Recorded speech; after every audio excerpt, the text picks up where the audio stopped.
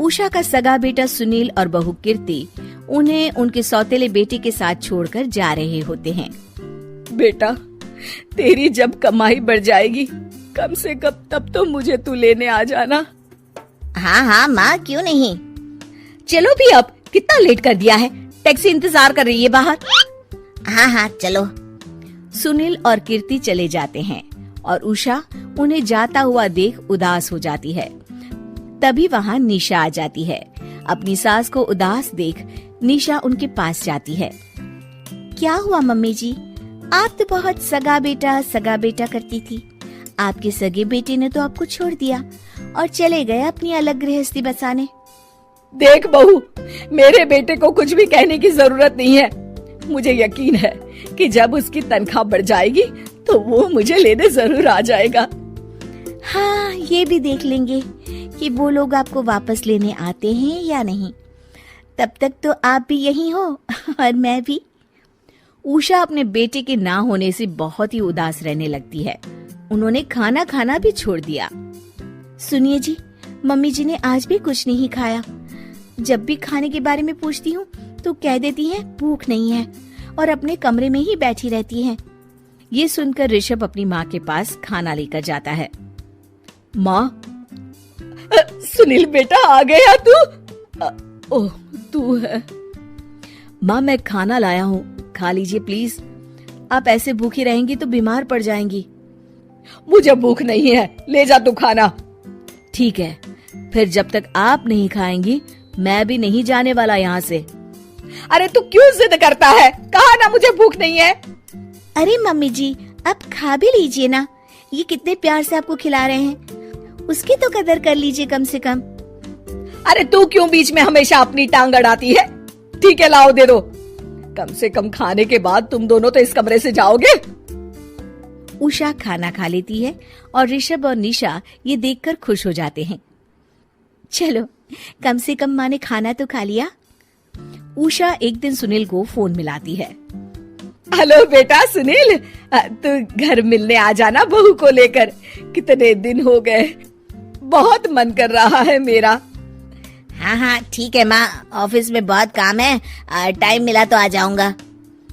Sunil phone काट देता है। हेलो सुनील बेटा। सुनील की बात सुनकर उषा उदास हो जाती है। तभी वहाँ ऋषभ आ जाता है। माँ, ये देखो, मैं जलेबी लाया हूँ तुम्हारे लिए, तुम्हें बहुत पसंद है ना? उषा जलेबी देखकर बहुत खुश हो जाती है। अरे वाह, जलेबी ला दे। उषा जलेबियाँ खा रही होती है और ऋषभ अपने कमरे में चला जाता है।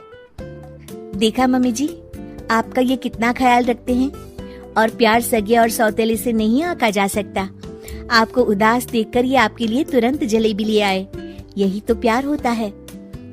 ये कहकर निशा वहाँ से चली जाती है और उषा सोचने लगती है, शायद तू ठीक कह रही है बहू। उषा देखती है कि ऋषभ उसका बहुत ख्याल रखता है और उसे उसकी गलती का एहसास होने लगता है। एक दिन सुनील और कीर्ति घर पर आते हैं। उषा उन्हें देखकर खुश हो जाती है। और माँ, कैसी हो? अरे बहुत अच्छी हूँ। ऋषभ और बहू मेरा बहुत ख्याल रखते हैं। वैसे मुझे नहीं लगा था कि तू आएगा बहू के साथ। क्यों, ऐसा क्यों लगा आपको माँ?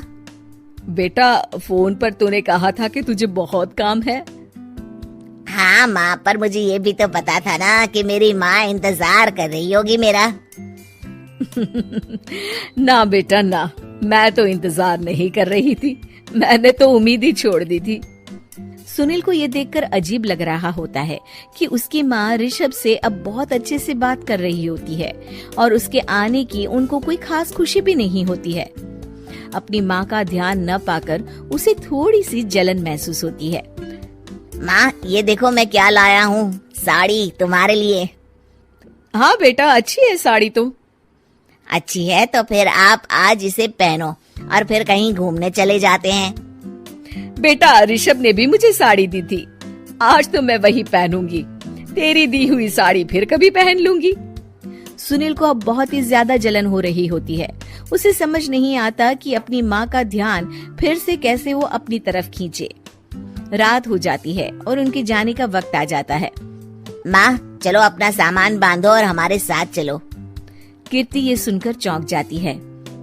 ये क्या कह रहे हैं आप? हम सासू माँ को लेने थोड़ी ना आए थे। अरे तुम चुप हो जाओ। माँ चलो जाओ, अपना सामान बांध लो। आप मेरे साथ आ रही हो, मैंने कह दिया तो कह दिया। अरे पर बेटा, तेरी तो तनख्वाह कम है, मैं तुझ पर बोझ नहीं बनना चाहती। अरे मुझ पर बोझ नहीं हो माँ, बस आप चलो ना, मैं लेकर ही जाऊंगा आपको। नहीं बेटा, अब मैं नहीं आना चाहती। मैं तो अब ऋषभ और बहू के साथ ही रहूंगी। ये सुनकर ऋषभ चौंक जाता है। ये क्या कह रही हो माँ? हाँ बेटा, मैं कहीं नहीं जाने वाली अब। माँ, आप सच में नहीं जा रही? नहीं बेटा, मैं तो तेरे पास ही रहूंगी अब, और जो प्यार मैं तुझे नहीं दे पाई वो सब दूंगी बेटा। ऋषभ और उसकी माँ गले मिलते हैं और निशा खुश हो